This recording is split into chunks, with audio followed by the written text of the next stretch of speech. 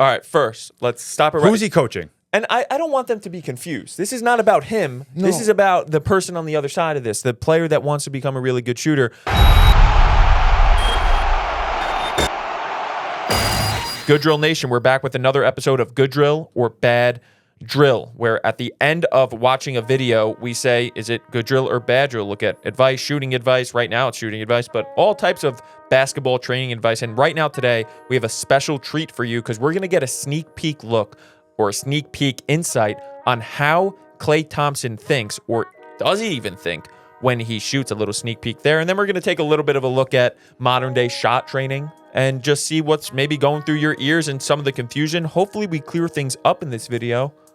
Yeah, I just love listening to great athletes talk about their process and what they're actually thinking about. And I'm always curious to see if what they say lines up to what they do, because a lot of times we see great athletes say something or teach something, and then you watch them play and it doesn't add up. Let's see where Klay is in this. Without further ado. The workouts we've done with Klay, I ask him, and the answer you get is like, it's not the answer you think you'd get when you talk to Klay. Like as I've increased my ability to shoot, it's like, cool, you won't just be able to stand still and shoot the ball because people know you can shoot more. So you ask Klay, I talk about Steph Curry all the time. I got a post right now that's going viral in a negative way. I'm getting hated because I referenced that Steph Curry would not be in the NBA if he wasn't as athletic as he is. People think they're training to be like Steph Curry and they're shooting alone in the gym by themselves, right? If you're a great standstill shooter, you're a great standstill shooter. That's easy to guard. That's easy to key in on. The great shooters have other abilities outside of the ability to shoot the ball and put it in the hoop that allow them to get that shot off. Not noticed enough, not trained enough, in my opinion. I 100% agree. And if you're a player that, and this is what I did growing up, I think this is what Bobby did a lot of as well, you're shooting standstill shots over and over again from the same spot. That's not a bad skill to have. It's not bad to be good at shooting. I love swooshes only. I love being accurate and making sure that you can keep dialing in your shot from one spot. Amazing. But the difference between that and a game is when you're in a game, your body's in motion. You don't get a bunch of shots in a row to calibrate yourself from that one spot. And you have to kind of set yourself to shoot. And you usually have one time. You don't get a miss and it comes right back to you. You get it again. No, you have one opportunity, like Eminem would say. One shot, one opportunity, and you have to make the best of it. And in order to get really good at that, you have to train for it. You have to train for it. You can't just train just shooting here. Do that. And you got to do a lot of live play, a lot of chaos, a lot of uncertainty in your training. So many players have a bad shooting performance and their answer is to go in the gym next day and get up 500 shots. Now, if you had a bad shooting night and you go into the gym the next day and you got 500 shots up, all right, then your next game, you shot lights out, great.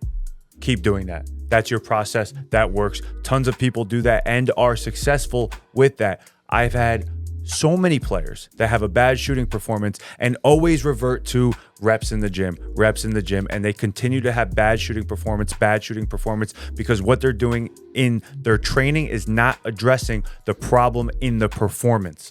Huge thing that needs to be addressed. Huge thing. We don't want you to keep struggling here. We want you to fix your problems. Here in Good Drill Land, let's continue with this. I'm like, hey, when you're coming off, what do you think about? You think about my feet or my shoulders, or if a guy's this, and you what Klay's answer was? Before we go into Klay's answer, I want to take a look back, and I'm just watching Klay move on these things. And let's not even listen to what's being said here. The positions that he's getting himself into, everybody looks at Klay almost like he's a standstill shooter. People would say, I want to be like Klay Thompson, so I'm going to go work on my form, work on my shot mechanics. He moves like he should be one of the best athletes on the planet. And guess what? He is one of the best athletes on the planet. We talk about it with Steph Curry. It's not just here.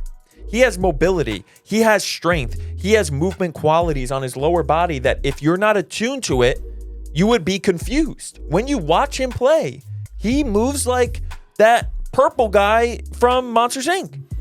He's crazy. These guys do not get the credit they deserve on their athleticism because you see them in an NBA uniform on an NBA court where everybody is the best in the world. You watch Klay Thompson. If he walked into your high school gym right now, you would look at him and be like, oh my gosh. If you watch him play against high school kids right now, take away his shot, take away what he is known for and famous for, you would look at him like a different type of human. There's a clip of him here where we talk about this all the time. His shin is at the ground. His shin is at the ground, and he's a shooter. His shin's at the ground. His hips are at the ground. What do you think his answer was? What's he thinking about? He's not thinking about anything. Nothing. He's not thinking He's about hunting. anything. I guarantee it. The next word out of this guy's mouth is he's not thinking about anything. He's just trying to get a bucket. Or he's trying to make the shot. He's just making the shot. Yeah. Let's see what he says. And you know what Klay's answer was? I don't know, bro. I don't think. Like, if I can catch the ball and shoot it, I shoot it. But what are we doing? What are we doing? Beef, 90 degrees, tight, 10 toes, square to the rim. Steph said that, by the way. You are not thinking about those things when you're shooting a basketball. And if you are, I guarantee you're missing. Because any of the greatest shooters that I've ever talked to, ever watched, ever worked with, they are not thinking about what their body is doing when they're shooting the ball. Before they get the ball, they are hunting shots. They are expecting to shoot. They have identified themselves as a shooter. They are ready to shoot when they get the ball. And then after that, get that ball up. And that's it. Put the ball in the hole, and it's a focus. There's no thought about my toes are to the rim or my hips square. Do I have a 90-degree angle? Get the heck out of here. Go get a bucket. And what I would say, though, a caveat to that is, of course, there are things that you have weaknesses in. So if you watch Klay Thompson, how he gets into his shots, his mobility really helps him. The mobility that he has at his ankles and the positions that he can get into are things that a lot of players can't get into. And it helps him get to that balance. And his strength helps him get to that balance, get his legs under his shot and his focus, all that, right? Swooshes only. There's certain things that you could focus on 100%. When it's time to go compete and your job with the ball in your hand is to go score, you go freaking score. That's your only thing that you care about, is going to score. You could work on things outside of that live play, that competitive situation, but when you're in that competitive situation, it's go score. As you're referencing his mobility, I mean, think of, he wasn't the player he's been last year coming off that injury. I wonder when this video is from, if it's new or from a couple years ago before his injury. But like, that's going to impact his game so much. Take away his athleticism, he's not one of the greatest shooters in the league because he can't get a shot off. Yeah. And like, as I'm saying this, we're pointing out problem, we're agitating, we're pointing out problem. We always do want to get it back to the solution. You got anything off the top of your head? I do have some things off the top of my head. I want to go back to one more thing, though, because you're saying athleticism and shooting. Steph Curry didn't have the best three-point shooting percentage in the NBA last year. He's still the best three-point shooter in the NBA last year. Yes. So I don't even know if he was top 8. I think that you have to, but you still would look at Steph when he's in a game and shooting and say he's the best shooter in the league. You have to ask yourself why. You have to ask yourself, despite the percentage from 3, you have to ask yourself why. Of course, he's shooting a volume of shots, but other players are too. It's not even a volume. Every single other team in the league is keying in on Steph Curry and guarding and picking him up at half court. His ability to get his shot off because of how athletic he is, because of how mobile it is, because of how many options he has with his body. Let's say Steph Curry's shooting percentage was 35% last year. It's probably somewhere around there. No, it was higher. It was higher? Probably higher. Was it 40? It was probably somewhere around 40. I would argue that if you took any other player in the league and had them shoot the difficulty of shots that Steph Curry shoots, they'd be at 20%. Not even the difficulty of shots, what he does before the shot to get the shot that he gets. Correct. He gets freaking blacked out, and he still gets a shot off because he can get open, because he could play races, he could play tag. Yep. He's probably amazing at tag. He's probably amazing at a lot of things. Literally not glazing, Steph. Yeah. Not glazing. Let's see.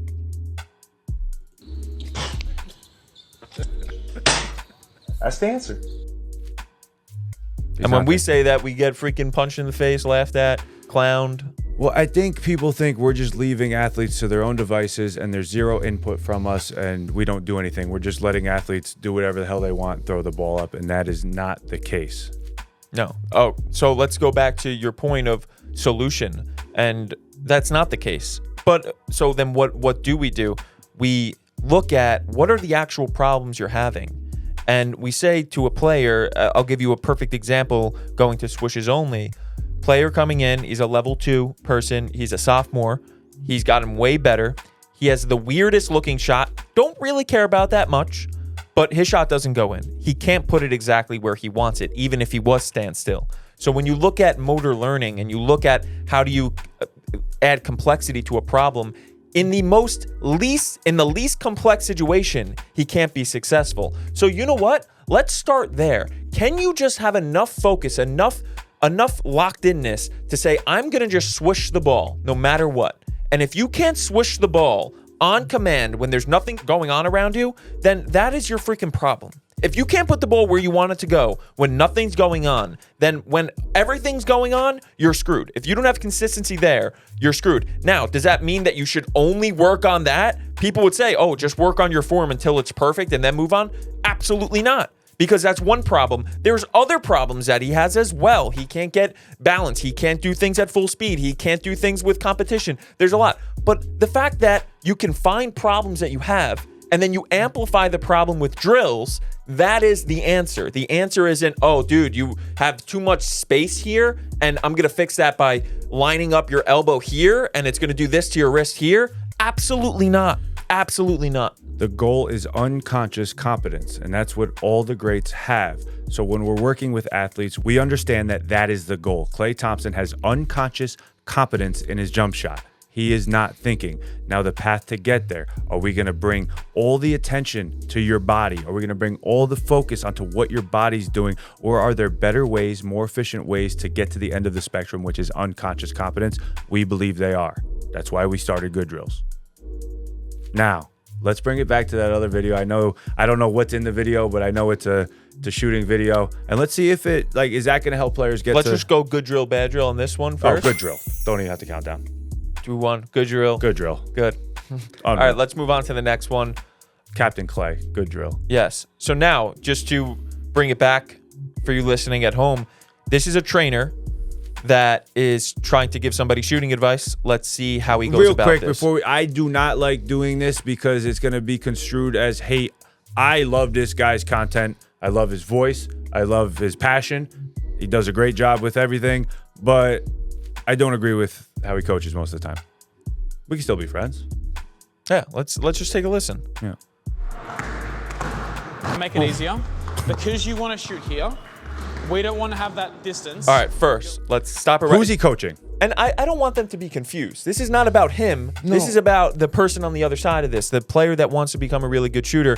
I don't want you to be confused, and I don't want you to. You shouldn't. If this guy would DM me, give me my number and call me, we'll talk about this and what I think and what you think, and it could be just a rational conversation. And you shouldn't take what we have to say for granted either. What we're saying is that you should trust yourself essentially and go try things, see what works, test, retest, see what works for you. Amazing. And we're just going to give you the input here so that you don't get confused. Not about him. It's about you and where your brain's at. Let's listen to that point one more time. Because you want to shoot here. So he's saying, so you want to get the shot here. In my opinion, I'm stopping it right there because I don't even care about that. You want to get the shot here? The ball, what do you mean here?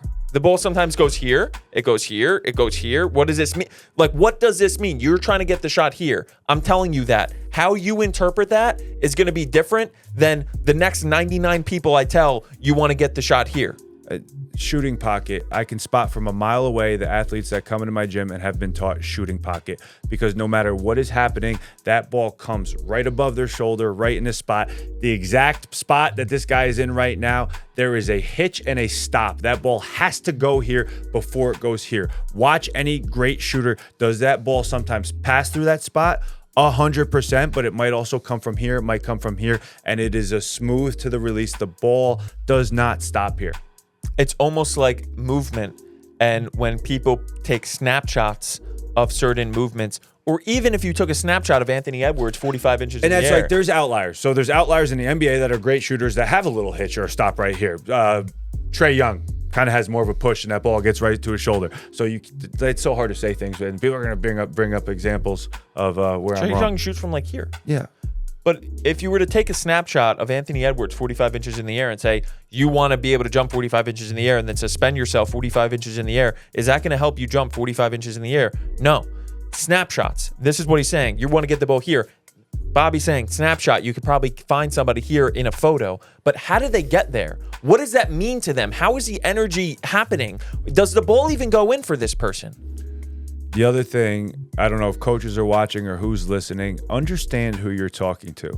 And if I'm talking to these kids, look like they're what, 13, 14, is what I'm saying going to resonate with them and get the desired outcome? Is it? Is the way you're communicating to these athletes going to get the athletes to where we want them to go? Or is there a better way? Start thinking about that. I am constantly thinking about my approach, the words I use, the timing of my words, who I'm delivering it to. This all has a factor in how I teach players to do anything, whether it's shooting or jumping higher. I am constantly questioning myself and how I am communicating to athletes. Let's go on a little bit here. We don't want to have that distance go all that way. We want you to start more so 90 degrees and then just pull back to the line shorter. Numbers, 90 degrees, pull back that line. Imagine if a player cared about the degree measurements. We had a player that cared about physical therapy. There's no chance. There's somebody on the other end that can't even count to 10. They're going to rip your freaking face off. 90 degrees? Think about it. Think about it. No hate to him, but just think about it. Do you want to be somebody that's thinking about 90 degrees? Do you trust that that will get you exactly where you want to go? There's no chance. If you're trying to coach me right now and you tell me to do anything at 90 degrees, I'm like, why am I even thinking? Because I can shoot the ball. I'm a good shooter. I can shoot the freaking ball. And if you told me right now to do something, I don't care what part of my body, to put this at 90 degrees, I'd be like, why the heck am I thinking about that? Joel Seedman. Yeah. Is there anything else here? Let's see. And then I love that. Yeah. They show the clip of the make, and maybe was he different? Sure. And I don't watch enough of his content to say, you know what, I probably would like him. I honestly don't know. There are people though that I watch their content and I'm like, I would probably like that guy if I met him because I watched them enough. I just don't know for him. Can you play it through one more time, the whole video? And there are people that do the same thing as this, and I don't like it. I don't like it. What time? Was that the end? Make it easier. Because you want to shoot here, we don't want to have that distance go all that way. We want you to start more so 90 degrees and then just pull back to the line shorter. Pull back to, I don't know what any of that means. Maybe they do. I don't know. There's no quick fixes. That's the thing. Everybody wants a quick fix. Everybody wants to be told what to do and why they're doing and what they're doing wrong and how to fix it. And sometimes that can help. But what you really need is you need an experience, and then you need to learn, especially with physical skills, because there's a lot going on under the hood that you don't even feel right now, and you can't even explain. Nobody can explain to you in words. So much gets lost in translation with words. Movement is an art. And if you're going to try to explain art to somebody in words and have them replicate it back to you, it doesn't matter what you see with the eyes. It matters what happens to the result. And if you focus more on the result that you want, you will get more of that result. Hands down. This type of, if I'm talking to a young player right now, the type of language exhibited in that video will have a young player thinks that he needs us. Like we have some special sauce with the degree angle of your freaking arms when you shoot. And it's not true. So if you're a young player that watches us, you don't need us as much as you think you do, right? I want to put everything back to you. I want you to go out there and I want you to put the work in. I want you to have the freedom to create and explore and come to your own findings. When I'm working with players, it's not about me trying to teach them a certain way or a certain thing. I'm merely a guide, and I want those players to learn without even knowing that I had anything to do with it. I want them to come to their own answers, their own solutions, and that level of learning is so much better than, okay, I'm going to get my hand to 90 degrees here. I'm going with bad drill. Bad drill. Bad drill. Sorry, buddy. Yeah. Mate. Sorry, mate. You could hit us up anytime. He's again, good talker, good speaker. Just that video, don't agree with. That's it for this segment of Good Drill, Bad Drill. This was our first part 2 segment of Good Drill, Bad Drill. And go back to that first clip of Klay's advice. Don't overthink. Put the ball in the freaking hole. Full training system where we focus on the things that actually matter when it comes to skill, athleticism, ability to dominate in the games in general. We got a whole community. It's the best thing on the planet. No reason not to go check it out. Other than that, like, Yeah. subscribe. Something we said pissed you off. You don't like what we said. You don't agree with what we said. Let's talk about it. Drop a comment underneath. Would love to hear it. Yeah, and we'll help you out. Have a good day. Like, subscribe.